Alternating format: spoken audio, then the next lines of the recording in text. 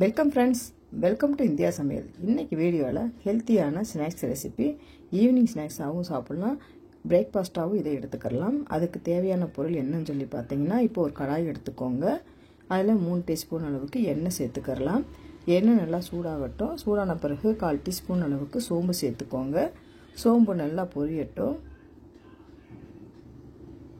சின்ன வெங்காயம் ஒரு கைப்பிடி அளவுக்கு சேர்த்துக்கலாம். தக்காளி 2 தக்காளி பொடியாக கட் பண்ணி சேர்த்துக்கோங்க. இப்போ இந்த வெங்காயமும் தக்காளியும் நல்லா மசிஞ்சு வரணும். அந்த அளவுக்கு நல்லா வெந்து வரட்டும். இதில் பார்த்தீங்கன்னா வெங்காயம் தக்காளி தான் நல்லா வதங்கணும். இப்போ வெங்காயம் தக்காளி நல்லா வதங்கிருச்சு. இப்போ மசாலா பொருட்களை சேர்த்துக்கலாம். 1 டீஸ்பூன் அளவுக்கு மல்லித்தூள், 1/2 டீஸ்பூன் அளவுக்கு மிளகாத்தூள் சேர்த்துக்கோங்க. 1/4 டீஸ்பூன் அளவுக்கு கரம் மசாலா, தேவையான அளவுக்கு உப்பு சேர்த்துக்கோங்க. இப்போ சேர்த்துட்டு நல்லா கலந்து விட்டுக்கலாம். இப்போ கலந்து விட்டுக்கிட்டு ஸ்டவ்வை லோ ஃப்ளேம்லேயே வச்சுக்கோங்க. கொஞ்சமாக கொத்தமல்லியும் கருவேப்பிலையும் சேர்த்துக்கலாம்.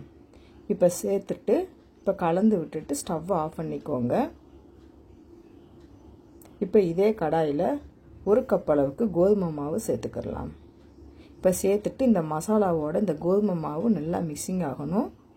இப்போ நல்லா கலந்து விட்டுக்கலாம். அந்த சூட்டோடையே நல்லா கலந்து விட்டுக்கோங்க.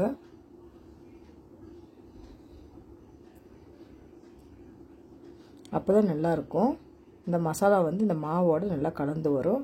இப்போ பார்த்தீங்கன்னா இந்த மாவு இந்த அளவுக்கு நல்லா கலந்தாச்சு. அதிலே கொஞ்சம் ஈரத்தன்மை இருக்குது. கொஞ்சம் கொஞ்சமாக தண்ணி சேர்த்து சப்பாத்தி மாவு அளவுக்கு பிணைஞ்சிக்கலாம். இப்போ பார்த்தீங்கன்னா நல்லா பிணைஞ்சாச்சு. இப்போ இதில் கொஞ்சமாக மாவு எடுத்துக்கோங்க.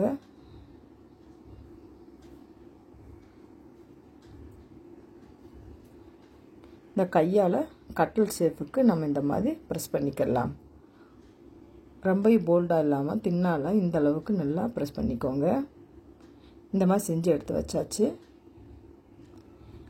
இப்போ கடாயில் கொஞ்சமாக எண்ணெய் சேர்த்துக்கோங்க. எண்ணெய் சூடான பிறகு ஒவ்வொன்றா போட்டுடலாம். இப்போ ஸ்டவ்வை மீடியம் ஃப்ளேமில் வச்சுக்கோங்க. ஹை ஃப்ளேமில் வச்சுக்கிட்டிங்கன்னா மேலாப்போ கரியிரும். உள்ளே நல்லா வெந்து வரணும். இந்த மாதிரி திருப்பி போட்டுக்கோங்க. கொஞ்சம் நேரம் கழித்து ஸ்டவ்வை லோ ஃப்ளேம்லேயே வச்சுட்டு திருப்பி போட்டிங்கன்னா சூப்பராக வெந்து வந்துடும். இப்போ பார்த்தீங்கன்னா நல்லா வெந்துருச்சு.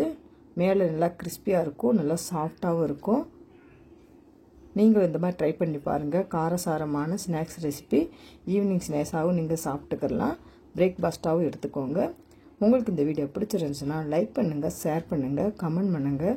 உங்களை நான் வேறு அப்படியே சந்திக்கிறேன். பாய். தேங்க்ஸ் ஃபார் வாட்சிங்.